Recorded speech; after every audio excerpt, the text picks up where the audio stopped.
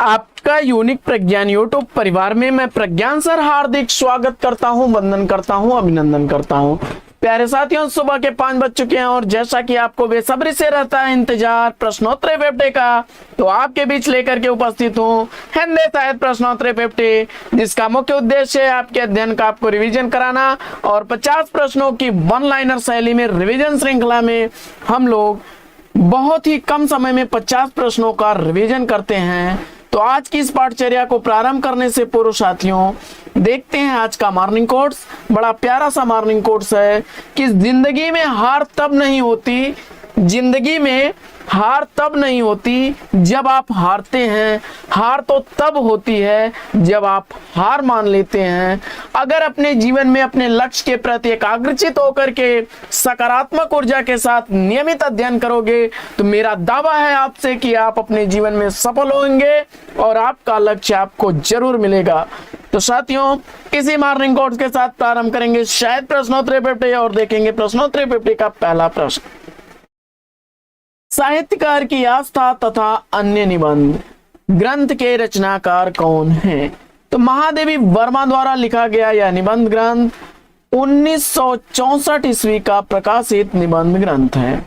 अगला प्रश्न, प्रश्न संख्या 2, प्रयोगवाद अपने आप में इष्ट नहीं वरन साधन है, यह कथन किस बात से संबंधित है? प्रयोगवाद अपने आप में इष्ट नहीं वरन साधन है, यह कथन किस बात से संबंधित है? तो जवाब हो जाएगा, अज्ञेय जी ने दूसरे शतक की भूमिका में कहा था प्रयोगवाद के संदर्भ में। एक टोकरी भर मिट्टी कहानी का रचनाकाल क्या है? एक टोकरी भर मिट्टी कहानी माधवराव सप्रे द्वारा लिखी गई 1901 ईस्वी की प्रकाशित कहानी है जो सुदर्शन पत्रिका में पहली बार प्रकाशित हुई थी। मुक्तिबोध की किस पुस्तक को प्रतिबंधित कर दिया गया था? गजानन माधव मुक्तिबोध की रचना भारत इतिहास और संस्कृति प्रतिबंधित कर दी गई थी। अंजो दीदी किस विधा की रचना है? अंजो दीदी नाटक विधा की रचना है, उपेंद्र नाथ द्वारा लिखा गया है। अगला प्रश्न है कि धर्म नैतिकता और विज्ञान के लेखक कौन हैं? धर्म नैतिकता और विज्ञान रामधारी सिंह दिनकर द्वारा लिखा गया ग्रंथ है।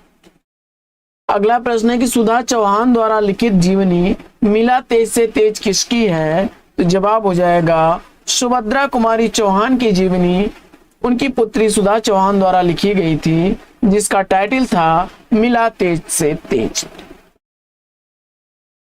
चिताई वार्ता के लेखक कौन है? तो नारायण दास द्वारा लिखा गया यह ग्रंथ 1590 ईस्वी इस ग्रंथ का रचनाकाल है। प्रगतिशील साहित्य की समस्याएं आलोचना ग्रंथ के लेखक कौन है?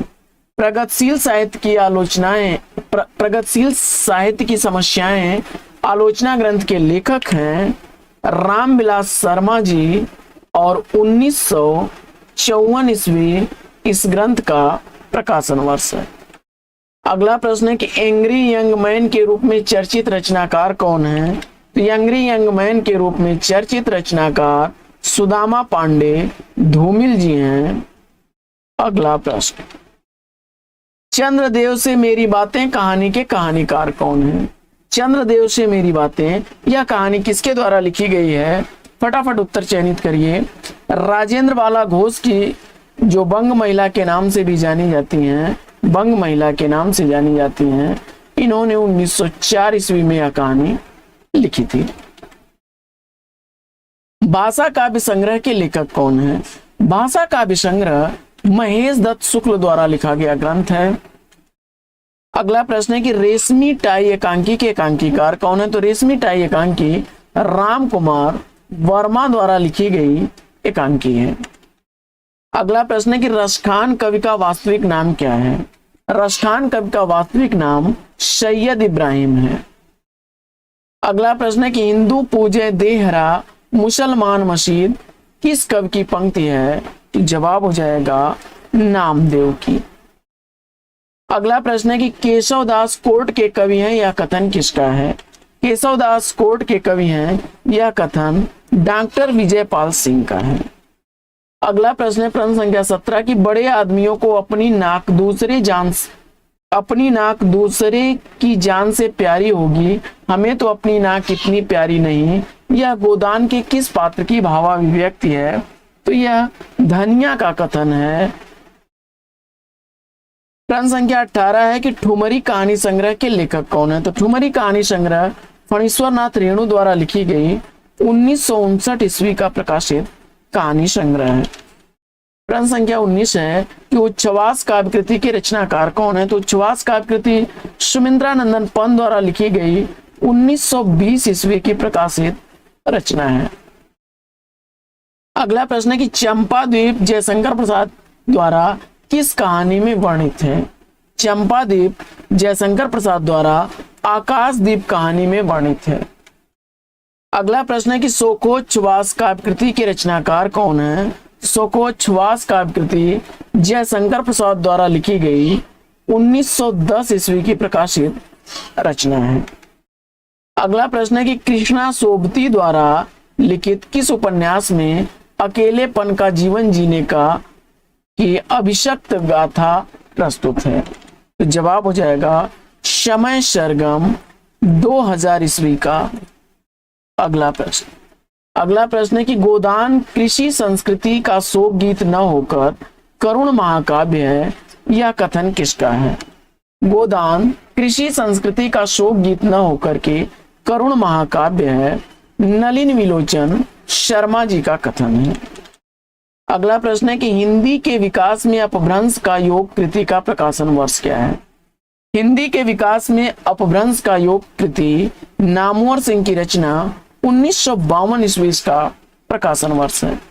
अगला प्रश्न है कि कैदी और कोकिला कविता के लेखक कौन है? तो कैदी और कोकिला कविता के लेखक माखनलाल चतुर्वेदी जी हैं। अगला प्रश्न है कि वर्ण रत्नाकर के रचनाकार कौन है? बड़ा ही चर्चित और कई बार रिपीटेड है साथियों, ज्योतिश्वर ठाकुर जी हैं।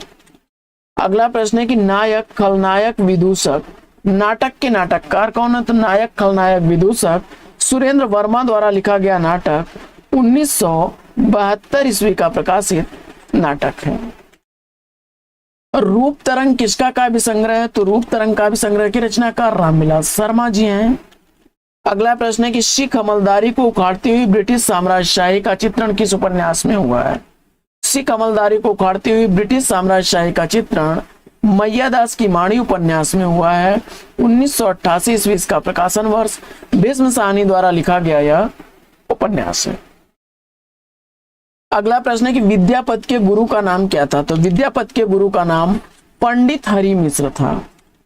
अगला प्रश्न है कि हरिऔध को आधुनिक काल का सूरदास किसने कहा है?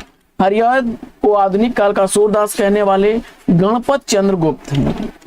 अगला प्रश्न है कि पति ही सुप्रेम हो, पति ही सुनेम हो, इन पंक्तियों के लेखक कौन है? तो यह सुंदर दास की पंक्तियां हैं।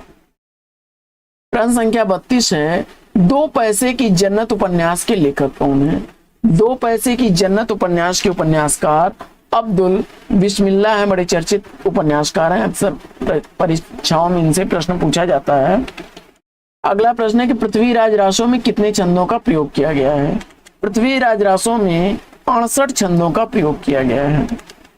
अगला प्रश्न है कि चित्ररेखा काव्य ग्रंथ के रचनाकार कौन है? तो चित्ररेखा काव्य ग्रंथ डॉक्टर रामकुमार वर्मा द्वारा लिखा गया है। चित्ररेखा काव्य ग्रंथ डॉक्टर रामकुमार वर्मा का है। 1935 ईस्वी इस ग्रंथ का प्रकाशन वर्ष है। अगला प्रश्न है कि हिंदी की प्रसिद्ध कहानी कसाई बाड़ा के लेखक कौन है? तो हिंदी की प्रसिद्ध कहानी कसाई बाड़ा शिव मूर्ति की कहानी है। और जापानी लोक कथा पर आधारित अज्ञेय की कविता कौन सी है? जापानी लोक कथा पर आधारित अज्ञेय की कविता असाध्य वीणा है। गुण निर्गुण कहियत नहीं जाके, इन पंक्तियों के रचनाकार कौन है? तो यह रैदास की पंक्तियां हैं। अगला प्रश्न है कि नल चरित में प्रयुक्त भाषा कौन सी है? तो नल चरित में प्रयुक्त भाषा अवधी भाषा है। 1641 ईस्वी का रचना काल मुकुंद सिंह की यह रचना है। 1641 ईस्वी की प्रकाशित यह रचना मुकुंद सिंह की है। अगला प्रश्न है कि असाध्य वीणा गे के किस कविता संग्रह में संकलित है? तो असाध्य वीणा कविता आंगन के पार द्वार काव्य संकलन में संकलित है। और अपभ्रंश का बहुभूति किसे कहा जाता है? तो अपभ्रंश का बहुभूति कहा जाता है पुष्पदंत को। अगला प्रश्न है कि लोग भूल गए हैं काव्य संग्रह के लेखक कौन है? तो लोग भूल गए हैं काव्य संग्रह रघुवीर सहाय द्वारा लिखा गया है। 1982 ईस्वी का प्रकाशन वर्ष है। जयंत और प्रेमलोक, जयंत और प्रेमलोक नाटकों के नाटककार कौन है? तो जयंत और प्रेमलोक राम नरेश त्रिपाठी का नाटक है। अगला प्रश्न है कि दूसरी परंपरा की खोज किस विधा की रचना है? दूसरी परंपरा की खोज आलोचना विधा की रचना है, नामवर सिंह द्वारा लिखी गई है। नामवर सिंह इसके लेखक हैं और 1982 ईस्वी का रचना काल है।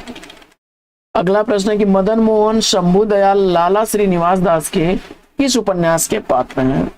तो परीक्षा गुरु उपन्यास के पात्र हैं और 1882 ईस्वी इस उपन्यास का प्रकाशन वर्ष है।